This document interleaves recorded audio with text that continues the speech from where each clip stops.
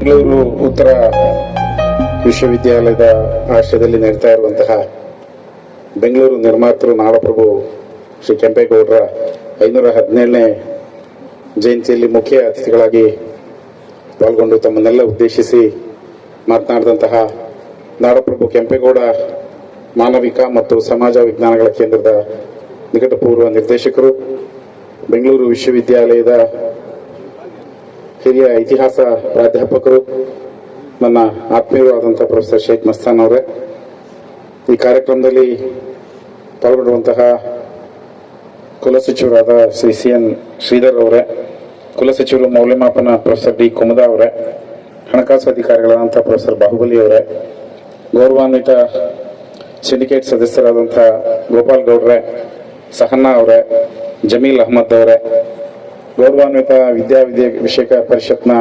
ಸದಸ್ಯರುಗಳಾದಂತಹ ಮುನಿಸ್ವಾಮಿ ಗೌಡ್ರೆ, ಲೋಕೇಶ್ ಅವರೇ, ಈ ಕಾರ್ಯಕ್ರಮದಲ್ಲಿ ನಮ್ಮ ಆಹ್ವಾನಕ್ಕೆ ಮನ್ನಣೆ ಕೊಟ್ಟು ನಮ್ಮ ಗೌರವವನ್ನು ಸ್ವೀಕರಿಸಿದಂತಹ ಶ್ರೀ ಅನೂಪ್ ರೆಡ್ಡಿ ಅವರ ಮಾತೃಶ್ರೀ ಅವರೇ, ಪ್ರಗತಿಪರ ರೈತರಾದಂತಹ ಶ್ರೀ ರಾಜಣ್ಣ ಕೃಷ್ಣಾಪುರ ಅವರೇ, ಅಶೋಕ್ ಯಶವಂತಪುರ ಅವರೇ, ರವಿ ವಿಶ್ವವಿದ್ಯಾಲಯದ ಎಲ್ಲ ವಿದ್ಯಾರ್ಥಿನಿಯರೇ ಮತ್ತು ಮಾಧ್ಯಮ ಮಿತ್ರರೇ, ತಾವೆಲ್ಲರೂ ಕೂಡ ಇಷ್ಟೊತ್ತು ನಾಡಪ್ರಭು ಕೆಂಪೇಗೌಡರ ಬಗ್ಗೆ ಪ್ರೊಫೆಸರ್ ಶೇಖ್ ಮಸ್ತಾನ್ ಅವರು ಕೊಟ್ಟಂತಹ ಅನೇಕ ವಿಷಯಗಳನ್ನ ಕೇಳಿದ್ರಿ. ಇವತ್ತು ಬೆಂಗಳೂರು ಉತ್ತರ ವಿಶ್ವವಿದ್ಯಾಲಯದ ಆಶ್ರಯದಲ್ಲಿ ನಾಡಪ್ರಭು ಕೆಂಪೇಗೌಡರ ಜಯಂತಿ ನಡೀತಾ ಇರ್ತಕ್ಕಂಥದ್ದು ಬಹಳ ಸಂತೋಷದ ವಿಷಯ ಅಂತ ನಾನಂತೂ ಭಾವಿಸ್ತೇನೆ. ವಿಶೇಷವಾಗಿ ನಾಡಪ್ರಭು ಕೆಂಪೇಗೌಡರು ಬೆಂಗಳೂರಿನ ಅಭಿವೃದ್ಧಿಗೆ, ಬೆಂಗಳೂರಿನ ಕಟ್ಟತಕ್ಕಂಥ ನಿಟ್ಟಿನಲ್ಲಿ ಕೊಟ್ಟಿರ್ತಕ್ಕಂಥ ಅವರ ಕೊಡುಗೆಯನ್ನು ನಾವು ಯಾವುದೇ ಸಂದರ್ಭದಲ್ಲೂ ಕೂಡ ಮರೀಲಿಕ್ಕೆ ಸಾಧ್ಯ ಆಗೋದಿಲ್ಲ. ಯಾಕೆ ನಾವು ಮಹಾನ್ ವ್ಯಕ್ತಿಗಳ ಜಯಂತಿಯನ್ನು ಆಚರಣೆ ಮಾಡ್ತೇವೆ, ಯಾಕೆ ಅವ್ರನ್ನ ನೆನಿತೇವೆ ಅಂದರೆ, ಇವತ್ತಿನ ಯುವ ಪೀಳಿಗೆಗೆ ಅವ್ರು ಕೊಟ್ಟಿರ್ತಕ್ಕಂತಹ ಕೊಡುಗೆಯನ್ನ ನಾವು ತಿಳಿಸ್ಬೇಕು. ಯಾರ್ಯಾರು ಈ ನಾಡನ್ನ ಕಟ್ಟತಕ್ಕಂಥ ಸಂದರ್ಭದಲ್ಲಿ ಏನು ಕೊಡುಗೆಯನ್ನ ಕೊಟ್ಟಿದ್ದಾರೆ ಅನ್ನೋದ್ರ ಬಗ್ಗೆ ನಮ್ಮ ಯುವ ಪೀಳಿಗೆ, ನಮ್ಮ ವಿದ್ಯಾರ್ಥಿಗಳಿಗೆ ಗೊತ್ತಾಗಬೇಕು ಅನ್ನೋ ಉದ್ದೇಶದಿಂದ ನಾವು ಈ ಜಯಂತಿ ಕಾರ್ಯಕ್ರಮಗಳನ್ನ ವ್ಯವಸ್ಥೆ ಮಾಡ್ಕೊಂಡು ಬರ್ತಾ ಇದ್ದೇವೆ. ಅದ್ರ ವಿಶೇಷವಾಗಿ ಪ್ರೊಫೆಸರ್ ಶೇಖ್ ಮಸ್ತಾನ್ ಅಷ್ಟು ನಾನೇನು ಇತಿಹಾಸದಲ್ಲಿ ಪರಿಣಿತ ಅಲ್ಲ. ಅವರು ಇಡೀ ಅವರ 4.5 ದಶಕದ ತಮ್ಮ ಜೀವನದಲ್ಲಿ ಒಬ್ಬ ಹಿರಿಯ ಅಧಿಕಾರಿಯಾಗಿ, ಬೆಂಗಳೂರು ವಿಶ್ವವಿದ್ಯಾಲಯದ ಪ್ರೊಫೆಸರ್ ಆಗಿ ಈ ಕ್ಷೇತ್ರದಲ್ಲಿ ತಮ್ಮದೇ ಆದಂತಹ ಕೊಡುಗೆಯನ್ನ ಕೊಟ್ಟಿದ್ದಾರೆ, ಸಂಶೋಧನೆಯನ್ನ ಮಾಡಿದ್ದಾರೆ. ಜೊತೆಗೆ ಅವರ ನೂರಾರು ವಿದ್ಯಾರ್ಥಿಗಳು ಇವತ್ತು ಕೋಲಾರ ಜಿಲ್ಲೆಗೆ ಒಂದೇ ಸೀಮಿತ ಅಲ್ಲ, ಅವರು ಪಾಠ ಮಾಡಿದಂತಹ ನೂರಾರು ವಿದ್ಯಾರ್ಥಿಗಳು ಇವತ್ತು KS IAS ಆಫೀಸರ್ಗಳಾಗಿದ್ದಾರೆ ಅನ್ನೋದು ಕೂಡ ನಾವಿವತ್ತು ನೆನಪಿನಲ್ಲಿ ಇಟ್ಕೋಬೇಕಾದಂತಹ ವಿಷಯ. ತುಂಬಾ ಜನಪ್ರಿಯ ಇತಿಹಾಸ ಪ್ರಾಧ್ಯಾಪಕರು ಅವ್ರ ಪಾಠ ಕೇಳಿದವರು ಆಲ್ಮೋಸ್ಟ್ ಎಲ್ಲರೂ ಕಾಂಪಿಟೇಟಿವ್ ಎಕ್ಸಾಮ್ಸ್ ನ ಪಾಸ್ ಮಾಡಿರ್ತಕ್ಕಂಥದ್ದನ್ನ ನಾನು ನೋಡಿದ್ದೇನೆ. ಹಾಗಾಗಿ ಅವರ ಸಮ್ಮುಖದಲ್ಲಿ ಪಾಪ ಅವ್ರು ಹೇಳಿದಂತ ಅನೇಕ ವಿಷಯಗಳು ಇದೆಲ್ಲ ಎಲ್ಲ ಆರಂಭ ಆಯ್ತು ಅಂದ್ರೆ 2000ನೇ ಇಸ್ವಿನಲ್ಲಿ ನಾನು ಕರ್ನಾಟಕ ಸರ್ಕಾರದ ಹಿಂದುಳಿದ ವರ್ಗಗಳ ಆಯೋಗದಲ್ಲಿದ್ದೆ. ಅಂದಿನ ಸನ್ಮಾನ್ಯ ಮುಖ್ಯಮಂತ್ರಿಗಳಂತ SM ಕೃಷ್ಣ ಅವರು ನಮ್ಮ ಬೆಂಗಳೂರು ಮಹಾನಗರ ಪಾಲಿಕೆಯ ರಾಮಚಂದ್ರಪ್ಪನವರು ಮೇಯರ್ ಆಗಿದ್ರು. ಬೆಂಗಳೂರು ವಿಶ್ವವಿದ್ಯಾಲಯಕ್ಕೆ ಚರ್ಚೆ ಬಂದಂತ ಸಂದರ್ಭದಲ್ಲಿ ಇಲ್ಲ, ನಾಡಪ್ರಭು ಕೆಂಪೇಗೌಡರಿಗೆ ನಾವು ನ್ಯಾಯನ ಒದಗಿಸಿಲ್ಲ ಅನ್ನೋ ಉದ್ದೇಶದಿಂದ ಪ್ರಥಮ ಬಾರಿಗೆ ಬೆಂಗಳೂರು ವಿಶ್ವವಿದ್ಯಾಲಯದಲ್ಲಿ ನಮ್ಮ ಕೆಂಪೇಗೌಡ ಅಧ್ಯಯನ ಸಂಸ್ಥೆಗೆ 20 ಲಕ್ಷ ರೂಪಾಯಿ BBMP ಮೇಯರ್ ಫಂಡ್ ಅಲ್ಲಿ ತಂದು ಅವತ್ತು ನಾವು ಸ್ಥಾಪನೆ ಮಾಡಿದ್ದು. ಅದಕ್ಕೆ ನಮಗೆ ಮಾರ್ಗದರ್ಶಕರಾಗಿ ನಿಂತವರು ನಮ್ಮ ಶೇಖ್ ಮಸ್ತಾನ್ ಅವರು. ಅಲ್ಲಿಂದ ನಮ್ಮ ಕೆಂಪೇಗೌಡರ ಪಯಣ 26 ವರ್ಷಗಳ ಹಿಂದೆ SM ಕೃಷ್ಣ ಅವರು ಮುಖ್ಯಮಂತ್ರಿ ಅಂತ ಸಂದರ್ಭದಲ್ಲಿ ಆರಂಭ ಆದಂತಹ ಪಯಣ ಬಹುಶಃ ಇವತ್ತು ಬಹಳಷ್ಟು ಮಟ್ಟಿಗೆ, ಅವತ್ತು ನಮ್ಮ ಕನಸು ಏನಾಗಿತ್ತು ಅಂತ ಹೇಳಿದ್ರೆ, ಬೆಂಗಳೂರು ಮಹಾನಗರ, ನಾಡಪ್ರಭು ಕೆಂಪೇಗೌಡ ಕಟ್ಟಿದಂತಹ ಬೆಂಗಳೂರು ನಗರ ಇಷ್ಟು ವಿಸ್ತಾರವಾಗಿ ಬೆಳೀತಾ ಇದೆ. ಈ ನಗರದ ಸಮಸ್ಯೆಗಳಿಗೆ ಪರಿಹಾರ ಕೊಡಬೇಕಾದ್ರೆ ಯಾವುದೇ ಒಂದು ವಿಶ್ವವಿದ್ಯಾಲಯ ಜನ ಸಮುದಾಯದ ಹತ್ತಿರ ಇದ್ದು ಅವರ ಕಷ್ಟ ಸುಖಗಳನ್ನ ಬಗೆಹರಿಸತಕ್ಕಂತಹ, ಅವರ ಕಷ್ಟ ಸುಖಗಳನ್ನ ಯಾವ ರೀತಿ ಪರಿಹರಿಸಬೇಕು ಅನ್ನೋ ಫಲಿತಾಂಶವನ್ನ ಕೊಡೋ ಉದ್ದೇಶದಿಂದ ವಿಶ್ವವಿದ್ಯಾಲಯಗಳಿರೋದು. ಆ ಕಾರಣಕ್ಕೆ ಕೆಂಪೇಗೌಡರ ಹೆಸರಲ್ಲಿ ಒಂದು ದೊಡ್ಡ ಸಂಸ್ಥೆ ಆಗ್ಬೇಕು. ಅದು ಬೆಂಗಳೂರು ನಗರದ ನೀರು ಸರಬರಾಜಾಗ್ಲಿ, ರಸ್ತೆ ಆಗ್ಲಿ, ವಾಯು ಮಾಲಿನ್ಯ ಆಗ್ಲಿ, ಈ ತರದ ಬಗ್ಗೆ ಸಂಶೋಧನೆ ನಡೀತಕ್ಕಂಥ ಒಂದು ದೊಡ್ಡ ಸಂಸ್ಥೆ ಆಗ್ಬೇಕು ಅನ್ನೋ ಕನಸಿಟ್ಕೊಂಡು ಈ ಒಂದು ಸಂಶೋಧನಾ ಕೇಂದ್ರವನ್ನು ಬೆಂಗಳೂರು ವಿಶ್ವವಿದ್ಯಾಲಯದಲ್ಲಿ ಆರಂಭ ಮಾಡಿದ್ವಿ. ನಂತರ ಪ್ರೊಫೆಸರ್ ಶೇಖ್ ಮಸ್ತಾನ್ ಅವರು ಕೂಡ ನಿರ್ದೇಶಕರಾಗಿ ಬಹಳಷ್ಟು ಅವರು ಸಂಶೋಧನೆಯನ್ನ ಮಾಡಿ, ನಂತರ ನಾವು ಕೆಂಪೇಗೌಡ ಭವನ ಆರಂಭ ಮಾಡಬೇಕು ಅಂತ ಬಂದಾಗ ನಮ್ಮ ಸಮ್ಮಿಶ್ರ ಸರ್ಕಾರದಲ್ಲಿ ನಾನು ಕುಲಸಚಿವನಾಗಿದ್ದ ಸಂದರ್ಭದಲ್ಲಿ ಇಂದಿನ ಸನ್ಮಾನ್ಯ ಮುಖ್ಯಮಂತ್ರಿಗಳಂತ ಡಿ ಕೆ ಶಿವಕುಮಾರ್ ಅವರೇ ಬಂದು ನಮ್ಮ ಕನಕ ಭವನದ ಶಿಲಾನ್ಯಾಸವನ್ನು ಅವರೇ ಹಾಕಿದ್ರು. ಪದ್ಮಾವತಿ ಅವರು ಮೇಯರ್ ಇದ್ರು. 50 ಕೋಟಿ ರೂಪಾಯಿನ ನಮಗೆ ಬೆಂಗಳೂರು ವಿಶ್ವವಿದ್ಯಾಲಯಕ್ಕೆ ಅವತ್ತು ಕೊಟ್ಟು ಬಹುಶಃ ಇವತ್ತು ನಮ್ಮ ಜಗದ್ಗುರುಗಳ ಅಂತ ಪೂಜ್ಯ ನಿರ್ಮಲಾನಂದಪುರಿ ಮಹಾಸ್ವಾಮಿಗಳ ಮಾರ್ಗದರ್ಶನದಲ್ಲಿ ಬೆಂಗಳೂರು ವಿಶ್ವವಿದ್ಯಾಲಯದ ಜ್ಞಾನ ಭಾರತಿಯಲ್ಲಿ ನಡೀತಾ ಇರುವಂತಹ ಕೆಂಪೇಗೌಡ ಭವನ ಇಡೀ ಬೆಂಗಳೂರಿನಲ್ಲೇ ಅತ್ಯಾಧುನಿಕ ಭವನ ಆಗಿ ನಿರ್ಮಾಣ ಆಗ್ತಾ ಇರ್ತಕ್ಕಂಥದ್ದು ನಮ್ಮೆಲ್ಲರಿಗೂ ಬಹಳ ಹೆಮ್ಮೆಯನ್ನ ತರ್ತಕ್ಕಂಥ ವಿಷಯ ಅನ್ನುವಂಥ ಮಾತನ್ನ ಹೇಳಲಿಕ್ಕೆ ಬಯಸ್ತೇನೆ. ಅದರ ನಂತರ ಪ್ರೊಫೆಸರ್ ಶೇಖ್ ಮಸ್ತಾನ್ ಅವರು ಮಾಗಡಿ ತಾಲೂಕಿನಲ್ಲಿ ಕೆಂಪೇಗೌಡರ ಸಮಾಧಿಯನ್ನ ಅವರು ಅವರ ಸಂಶೋಧನಾ ವೇಳೆಯಲ್ಲಿ ಅದು ಪತ್ತೆ ಮಾಡಿ ಸರ್ಕಾರದ ಗಮನಕ್ಕೆ ತಂದ್ರು. ಆ ನಂತರ ಅಂದಿನ ಮುಖ್ಯಮಂತ್ರಿಗಳಾಗಿದ್ದಂತಹ ಸನ್ಮಾನ್ಯ ಸಿದ್ದರಾಮಯ್ಯನವರು ಇವರ ಮಾರ್ಗದರ್ಶನದಲ್ಲಿ ನಮ್ಮ ಕೆಂಪೇಗೌಡ ಅಭಿವೃದ್ಧಿ ಪ್ರಾಧಿಕಾರ ಕೂಡ ಆ ಸರ್ಕಾರದಲ್ಲೇ ಪ್ರಕಟ ಆಗಿ ಇವತ್ತು ಅದು ಕೂಡ ಅಪಾರವಾದಂತಹ ಕೆಲಸವನ್ನು ಮಾಡ್ತಾ ಇದೆ ಎನ್ನುವಂತ ಮಾತನ್ನು ಕೂಡ ಈ ಸಂದರ್ಭದಲ್ಲಿ ನಾನು ಹೇಳಲಿಕ್ಕೆ ಬಯಸ್ತೇನೆ. ಯಾಕೆ ಎಲ್ಲ ಅಂಶಗಳನ್ನ ನಿಮ್ ಗಮನಕ್ಕೆ ತರ್ತೀನಿ ಅಂದ್ರೆ ನಾವು ಕೂಡ ಬೆಂಗಳೂರು ಉತ್ತರ ವಿಶ್ವವಿದ್ಯಾಲಯಕ್ಕೂ ಕೆಂಪೇಗೌಡರಿಗೂ ಕೂಡ ಬಹಳಷ್ಟು ನಂಟಿದೆ. ಬಹಳಷ್ಟು ಸಂದರ್ಭದಲ್ಲಿ ನಮ್ಮ ಗೌರವಾನ್ವಿತ ಸಿಂಡಿಕೇಟ್ ಸದಸ್ಯರಾದ ಗೋಪಾಲ್ ಗೌಡರು ಹೇಳ್ತಾ ಇದ್ರು, ನಮ್ಮ ಕೆಂಪೇಗೌಡರು ಉತ್ತೂರು ನಿಮ್ಮ ಊರಿನಲ್ಲಿ ಇರ್ತಕ್ಕಂಥ ಅನೇಕ ಸ್ಮಾರಕಗಳು ನಮ್ಮ ವ್ಯಾಪ್ತಿಯಲ್ಲಿ ಇಲ್ಲೇ ಕೋಲಾರ ಜಿಲ್ಲೆಗೂ ಕೆಂಪೇಗೌಡರಿಗೂ ಅವಿನಾಭಾವ ಸಂಬಂಧ ಇದೆ. ಅನೇಕ ಸ್ಮಾರಕಗಳಿದಾವೆ. ಈ ಸಂದರ್ಭದಲ್ಲಿ ಬಹುಶಃ ನಾನು ಈ ಏನೇನು ಸ್ಮಾರಕಗಳಿದಾವೆ ನಮ್ಮ ದಯಮಾಡಿ ಪ್ರೊಫೆಸರ್ ಶೇಖ್ ಮಸ್ತಾನ್ ಅವರು ಕೂಡ ನಮಗೆ ಮಾರ್ಗದರ್ಶನ ಮಾಡಬೇಕು. ಸಂಶೋಧಕರು ಬಂದು ನಮಗೆ ಈ ಪಾಪ ನಮ್ಮ ಕುಲಸಚಿವರು ಮತ್ತು ಗೋಪಾಲ್ ಗೌಡರು ಇದೇ ಮಾತಾಡ್ತಾ ಇದ್ವಿ. ನಾವು ಏನೇನು ಸ್ಮಾರಕಗಳಿದಾವೆ ಆ ಸ್ಮಾರಕಗಳನ್ನ ಜೀರ್ಣೋದ್ಧಾರ ಮಾಡಿ ಅದನ್ನ ಉಳಿಸ್ತಕ್ಕಂಥ ಕೆಲಸವನ್ನ ಬೆಂಗಳೂರು ಉತ್ತರ ವಿಶ್ವವಿದ್ಯಾಲಯ ಕೈಗೊಳ್ತದೆ ಎನ್ನುವಂತಹ ಮಾತನ್ನ ಈ ಸಂದರ್ಭದಲ್ಲಿ ನಾನು ತಮ್ಮ ಗಮನಕ್ಕೆ ತರಲಿಕ್ಕೆ ಬಯಸ್ತೇನೆ.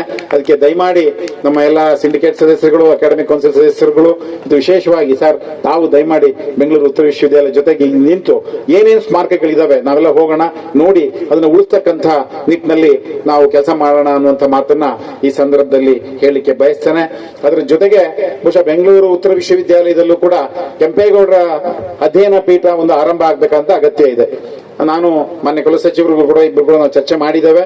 ಅದರ ಪ್ರಪೋಸಲ್ ಅನ್ನು ನಾವು ತಯಾರು ಮಾಡಿ ಗೌಡ್ರೆ ಸರ್ಕಾರದ ಮುಂದೆ ಇಡ್ತೀವಿ ಶಾರ್ಟ್ಲಿ. ನೀವು ದಯಮಾಡಿ ನಮ್ಮೆಲ್ಲಾ ಸಿಂಡಿಕೇಟ್ ಸದಸ್ಯರು, ಅಕಾಡೆಮಿಕ್ ಕೌನ್ಸಿಲ್ ಸದಸ್ಯರು, ನಾವು ಎಲ್ಲರೂ ಸೇರಿ ಆದಷ್ಟು ಬೇಗ ನಾಡಪ್ರಭು ಕೆಂಪೇಗೌಡರ ಅಧ್ಯಯನ ಪೀಠ ಕೂಡ ಬೆಂಗಳೂರು ಉತ್ತರ ವಿಶ್ವವಿದ್ಯಾಲಯದಲ್ಲಿ ಆರಂಭ ಆಗಬೇಕು. ಈಗ ಬೆಂಗಳೂರು ಉತ್ತರ ವಿಶ್ವವಿದ್ಯಾಲಯ ಅಂದ್ರೆ ಅದು ಬೆಂಗಳೂರು ನಗರ, ಗ್ರಾಮಾಂತರ, ಕೋಲಾರ ಮತ್ತು ಚಿಕ್ಕಬಳ್ಳಾಪುರ, ಬರೀ ನಮಗೂ ಕೂಡ ಬೆಂಗಳೂರು ನಗರ ಸಂಬಂಧಪಟ್ಟಂತಹ ವಿಶ್ವವಿದ್ಯಾಲಯ ಇದು. ಅರ್ಧ ಭಾಗ ಬೆಂಗಳೂರು ನಮ್ಮ ಉತ್ತರ ವಿಶ್ವವಿದ್ಯಾಲಯಕ್ಕೆ ಬರುತ್ತೆ. ಕೆಂಪೇಗೌಡರ ಅನೇಕ ಪ್ರದೇಶಗಳು ಕೂಡ ಇವತ್ತು ಈ ವ್ಯಾಪ್ತಿಯಲ್ಲಿ ಬರೋದ್ರಿಂದ ಅಧ್ಯಯನ ಪೀಠ ಕೂಡ ನಮ್ಮ ಹೊಸ ಕ್ಯಾಂಪಸ್ ಅಲ್ಲಿ ಆರಂಭ ಮಾಡ್ತಕ್ಕಂಥ ನಿಟ್ಟಿನಲ್ಲಿ ಸರ್ಕಾರದ ಮುಂದೆ ನಾವು ಪ್ರಪೋಸಲ್ ನೀಡೋಣ. ದಯಮಾಡಿ ಎಲ್ಲರೂ ಕೂಡ ಒತ್ತಡ ಹಾಕಿ ನಾವು ಸ್ವಲ್ಪ ಹಣಕಾಸನ್ನು ತಂದು ಅಧ್ಯಯನ ಪೀಠದ ಸಂಶೋಧನೆ ಇನ್ನು ಆರಂಭ ಆಗಲಿ ಅನ್ನುವಂತ ಮಾತನ್ನು ಕೂಡ ನಾನು ಈ ಸಂದರ್ಭದಲ್ಲಿ ಹೇಳಿಕೆ ಬಯಸ್ತೇನೆ. ನಮ್ಮ ಹಿರಿಯ ಇತಿಹಾಸ ಪ್ರಾಧ್ಯಾಪಕರಂತ ಪ್ರೊಫೆಸರ್ ಶೇಖ್ ಮಸ್ತಾನ್ ಅವರು ಪ್ರಸ್ತಾಪ ಮಾಡುವಂತ ಒಂದೆರಡು ಅಂಶಗಳು ಸರ್. ಇವತ್ತಿಗೂ ಕೂಡ ಸ್ವತಂತ್ರ ಭಾರತದ ಇತಿಹಾಸದಲ್ಲಿ ಅಕ್ಷರ ಸಂಸ್ಕೃತಿಯಿಂದ ವಂಚಿತರಾದ ಸಮುದಾಯಗಳಿಗೆ ಇತಿಹಾಸ ಎಷ್ಟು ನ್ಯಾಯವನ್ನ ಕೊಟ್ಟಿದೆ ಅನ್ನೋ ಪ್ರಶ್ನೆಗೆ ಬಹುಶಃ ನಾವು ಇವತ್ತು ಕೂಡ ಬಹಳ ಯೋಚನೆ ಮಾಡಬೇಕಾಗ್ತದೆ. ಬಹುಶಃ ಕೆಂಪೇಗೌಡರ ಇತಿಹಾಸ ವೈಜ್ಞಾನಿಕವಾಗಿ ಇವತ್ತು ದಾಖಲಾಗಿದ್ದಿದ್ರೆ ಬಹುಶಃ ಕೆಂಪೇಗೌಡರ ಸ್ಥಿತಿಗತಿ ಆಲ್ ಇಂಡಿಯಾದಲ್ಲಿ ಸಿಲಿಕಾನ್ ವ್ಯಾಲಿ ಅಂತೀವಿ, ಏರ್ ಕಂಡೀಷನ್ ಸಿಟಿ ಅಂತೀವಿ ಬೆಂಗಳೂರು, ಅದು ಕೆಂಪೇಗೌಡರ ಹೆಸರು. ಏನೋ ಇವತ್ತು ನಮ್ಮ ಇಂಟರ್ನ್ಯಾಷನಲ್ ಏರ್ಪೋರ್ಟ್ ಕೆಂಪೇಗೌಡರ ಹೆಸರು ಬಂತು, ಮೆಟ್ರೋಗೆ ಕೆಂಪೇಗೌಡರ ಹೆಸರು ಬಂತು ಅಂತ ಹೆಸರು ಬಿಟ್ರೆ ಎಷ್ಟು ಜನ ನಾವು ಅನ್ನ ತಿಂದಿದೀವಿ, ನೀರು ಕುಡಿದಿದ್ದೀವಿ. ನಮಗೆ ಲೈಫ್ ಕೊಟ್ಟಿದ್ದೆ ಬೆಂಗಳೂರು ನಗರ. ಕೆಂಪೇಗೌಡರು ಇಲ್ಲದ್ರೆ ಬೆಂಗಳೂರು ನಗರ ಎಲ್ಲಿರ್ತಿತ್ತೋ ಅದು ನ್ಯಾಯ, ಇತಿಹಾಸ ಅವ್ರಿಗೆ ನ್ಯಾಯವನ್ನ ಕೊಟ್ಟಿದ್ಯಾ ಅನ್ನುವಂತ ಮಾತನ್ನ ಈ ಸಂದರ್ಭದಲ್ಲಿ, ಯಾಕೆಂದ್ರೆ ನನಗೆ ಬಹಳ ಸಂದರ್ಭದಲ್ಲಿ ನಾನು ಯೋಚನೆ ಮಾಡ್ತಿರ್ತೀನಿ. ಇತಿಹಾಸ, ಕನ್ನಡದ ಕಲಿಗಳು, ಕನ್ನಡ ನಾಡಿನ ಹಿರಿಯ ಹೆಸರುಗಳು ರಾಷ್ಟ್ರ ಮಟ್ಟದಲ್ಲಿ ಪ್ರತಿಬಿಂಬಿಸದೇ ಇಲ್ಲ, ನಮ್ಗೆ ದಾಖಲು ಕೂಡ ಆಗೋದಿಲ್ಲ. ಅಕ್ಷರ ಸಂಸ್ಕೃತಿ ವಂಶ, ನಾವೆಲ್ಲ ರೈತಾಪಿ ಜನಗಳು, ಅಕ್ಷರ ಸಂಸ್ಕೃತಿಯಿಂದ ವಂಚಿತರಾದವರು ನಾವೆಲ್ಲ. ಯಾರು ಎಲ್ಲರೂ ಎಜುಕೇಟೆಡ್ ಫ್ಯಾಮಿಲಿಯಿಂದ ಬಂದಿದೀವ, ಎಲ್ಲ ಹಳ್ಳಿಗಾಡಿಂದ ಬಂದವರು. ಹಾಗಾಗಿ ನಮ್ಮ ಇತಿಹಾಸವನ್ನ ಈ ತರದ ಕಾರ್ಯಕ್ರಮಗಳು, ಸಂಶೋಧನೆ ಪುಸ್ತಕಗಳು ಯಾಕೆ ಬೇಕು ಅಂದ್ರೆ ನಮ್ಮ ಇತಿಹಾಸವನ್ನ ನಾವೇ ಬರೆದುಕೊಳ್ಳುವ ಅನಿವಾರ್ಯತೆ ಈ ರಾಷ್ಟ್ರದಲ್ಲಿ ನಿರ್ಮಾಣ ಆಗಿದೆ ಬಂಧುಗಳು. ಅನಿವಾರ್ಯ. ನಮಗೆ ನ್ಯಾಯ ಏನ್ ಸಿಗಬೇಕು ನಮ್ದನ್ನ ನಾವೇ ಬರ್ಕೋಬೇಕು. ಈಗ ನಮ್ದನ್ನ ಯಾರು ಬರೀಲಿಲ್ಲ ಅವತ್ತು. ನಮ್ಗೆ ಯಾರು ಅಕ್ಷರ ಸಂಸ್ಕೃತಿ ಇರಲಿಲ್ಲ, ಬರಲಿಕ್ಕೆ ಅವಕಾಶ ಆಗಿರ್ಲಿಲ್ಲ. ಏನೋ ಶಾಸನಗಳಲ್ಲಿ ಇರ್ತಕ್ಕಂಥದ್ದು ಮಾಹಿತಿ ಬಿಟ್ರೆ ಅಧಿಕೃತವಾಗಿ ಎಲ್ಲಿ ಬ್ರಿಟಿಷ್ನರ್ ಏನ್ ಗೆಜೆಟಿಯರ್ ಬರೆದ್ರು ಅವನು ಏನ್ ಅರ್ಥ ಆಯ್ತೋ ಅದನ್ನ ಬರದ.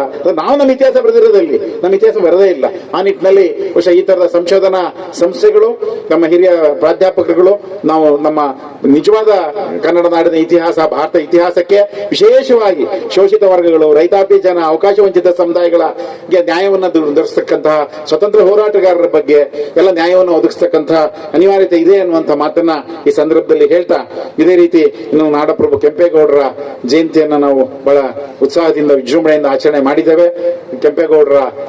ಕೆಂಪೇಗೌಡರ ಕನಸಿತ್ತು, ಬೆಂಗಳೂರು ನಗರ ಜಗತ್ತು ಪ್ರಸಿದ್ಧವಾದಂತಹ ನಗರವನ್ನ ಅವ್ರು ಕಟ್ಟಿದ್ರು, ಕೊಡುಗೆಯನ್ನ ಕೊಟ್ಟರು. ಆದ್ರೆ ಆ ಬೆಂಗಳೂರು ನಗರಕ್ಕೆ ನಾವು ಏನ್ ಕೊಡ್ತಾ ಇದ್ದೇವೆ, ಬೆಂಗಳೂರು ನಗರ ಯಾವ ದಿಕ್ಕಿನಲ್ಲಿ ವೈಜ್ಞಾನಿಕವಾಗಿ ಹೇಗೆ ಬೆಳೀತಾ ಇದೆ ಅನ್ನೋದ್ರ ಬಗ್ಗೆಗೂ ಕೂಡ ಆತ್ಮವಿಮರ್ಶೆ ಮಾಡ್ಕೊಳ್ತಕ್ಕಂತಹ ಮತ್ತೆ ಕೆಂಪೇಗೌಡರ ದೃಷ್ಟಿಕೋನವನ್ನ ಯಾರು ಆಡಳಿತದಲ್ಲಿರ್ತಕ್ಕಂಥವ್ರು ಜಾರಿ ಮಾಡದೆ ಹೋದ್ರೆ ಬಹುಶಃ ಮುಂದೆ ಬರ್ತಕ್ಕಂಥ ದಿನಗಳಲ್ಲಿ ನಗರಗಳಲ್ಲಿ ವಾಸ ಮಾಡ್ತಕ್ಕಂಥದ್ದು ಬಹಳ ಕಷ್ಟ ಆಗ್ತದೆ.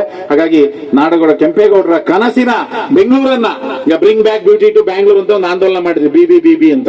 ಸೊ ಆತರ ಬೆಂಗಳೂರು ನಗರವನ್ನ ಮತ್ತೆ ಕೆಂಪೇಗೌಡರ ನಗರದ ಸ್ಥಿತಿಗೆ ತರ್ತಕ್ಕಂಥ ನಿಟ್ಟಿನಲ್ಲಿ ಎಲ್ಲ ಪ್ರಯತ್ನಗಳು ಆಗ್ಬೇಕಾಗಿದೆ. ಆ ನಿಟ್ಟಿನಲ್ಲಿ ಕೆಂಪೇಗೌಡರ ಸ್ಮಾರಕಕ್ಕೆ, ಅಧ್ಯಯನ ಸಂಸ್ಥೆಗೆ, ಬೆಂಗಳೂರು ಉತ್ತರ ವಿಶ್ವವಿದ್ಯಾಲಯ ನಾವು ಯಾವತ್ತೂ ಕೂಡ ನಾವು ಜೊತೆಗಿದ್ದೇವೆ. ಈ ನಮ್ಮ ಕ್ಯಾಂಪಸ್ ಅಲ್ಲಿ, ಹೊಸ ಕ್ಯಾಂಪಸ್ ಅಲ್ಲಿ ಸಂಶೋಧನಾ ಕೇಂದ್ರ ಆಗ್ಲಿ, ಸ್ಮಾರಕಗಳನ್ನು ರಕ್ಷಣೆ ಮಾಡ್ತಕ್ಕಂಥ ಕೆಲಸವನ್ನು ಕೂಡ ನಾವು ಮಾಡೋಣ ಅನ್ನುವಂಥ ಮಾತನ್ನು ಹೇಳ್ತಾ, ಇನ್ನು ಸಾಂಸ್ಕೃತಿಕ ಕಾರ್ಯಕ್ರಮಗಳಿದ್ದಾವೆ. ಪಾಪ ಎಲ್ಲ ಕಲಾವಿದರು ಪೇಂಟಿಂಗ್ ಕಾಯ್ತಾ ಇದ್ದಾರೆ. ಹಾಗಾಗಿ ನಿಮ್ಮೆಲ್ಲರಿಗೂ ಕೂಡ ಇಷ್ಟೊಂದು ಉತ್ಸಾಹದಿಂದ ಬಹಳ, ಯಾಕಂದ್ರೆ ನಾನು ಕೆಂಪೇಗೌಡ ಜಯಂತಿ ಮಾಡೋಣ ಅಂದಾಗ ನಮ್ಮೆಲ್ಲ ಸಿಂಡಿಕೇಟ್ ಮೆಂಬರ್ಸ್, ನಮ್ಮ ಗೋಪಾಲ್ ಗೌಡರು, ಲೋಕೇಶ್ ಇಲ್ಲ ಸರ್ ಮಾಡೋಣ, ಸಡನ್ ಆಗಿ 4-5 ದಿವಸದಲ್ಲೇ ನಾವು ಇಮಿಡಿಯೇಟ್ ಆಗಿ ಪ್ಲಾನ್ ಮಾಡಿ ಈ ಕಾರ್ಯಕ್ರಮವನ್ನ ಮಾಡಿದ್ವಿ. ಹಾಗಾಗಿ ಇದು ನಿರಂತರವಾಗಿ ನಡಿಬೇಕು. ಯಾರಿರ್ತಾರೋ ಯಾರಿರಲ್ಲೋ ಗೊತ್ತಿಲ್ಲ, ಆದ್ರೆ ಈ ಕಾರ್ಯಕ್ರಮಗಳು ನಿರಂತರವಾಗಿ ವಿಶ್ವವಿದ್ಯಾಲಯದಲ್ಲಿ ನಡೆದಾಗ ಮಾತ್ರ ಬಹುಶಃ ನಮ್ಗೆ ಇತಿಹಾಸಕ್ಕೆ ನ್ಯಾಯವನ್ನ ಕೊಡ್ತಕ್ಕಂಥ ಕೆಲಸವನ್ನ ಮಾಡ್ಲಿಕ್ಕೆ ಸಾಧ್ಯ ಆಗ್ತದೆ ಅನ್ನುವಂತ ಮಾತನ್ನ ಹೇಳ್ತಾ, ತಾವೆಲ್ಲ ಇಷ್ಟೊಂದು ಉತ್ಸಾಹದಿಂದ ಈ ಕಾರ್ಯಕ್ರಮದಲ್ಲಿ ಪಾಲ್ಗೊಂಡಿರುವಂತ ನಿಮ್ಮೆಲ್ಲರಿಗೂ ಶುಭ ಕೋರಿ, ಬಂದಿರತಕ್ಕಂಥ ಎಲ್ಲ ಗಣ್ಯರಿಗೂ, ಪಾಪ ನಮ್ಮ ಪ್ರೊಫೆಸರ್ ಅವ್ರನ್ನ ಕರೆದ ತಕ್ಷಣ ಬಂದ್ರು, ಹಾಗಾಗಿ ಅವ್ರಿಗೂ ಕೂಡ ನಾನು ವಂದನೆಗಳನ್ನ ಸಲ್ಲಿಸಿ ನಿಮ್ಮೆಲ್ಲರಿಗೂ ಶುಭ ಕೋರಿ, ಇದೇ ರೀತಿ ಇನ್ನೂ ಅನೇಕ ಕಾರ್ಯಕ್ರಮಗಳು ಮಾಡೋಣ. ಬೆಂಗಳೂರು ಉತ್ತರ ವಿಶ್ವವಿದ್ಯಾಲಯ ಜಾಗತಿಕ ಮಟ್ಟದಲ್ಲಿ ಮಾದರಿ ವಿಶ್ವವಿದ್ಯಾಲಯ ಆಗಲಿ ಅನ್ನುವಂತ ಮಾತನ್ನ ಹೇಳ್ತಾ ನಿಮ್ಮೆಲ್ಲರಿಗೂ ಶುಭ ಕೋರಿ ನನ್ನ ಮಾತು ಮುಗಿಸಿ ನಮಸ್ಕಾರ.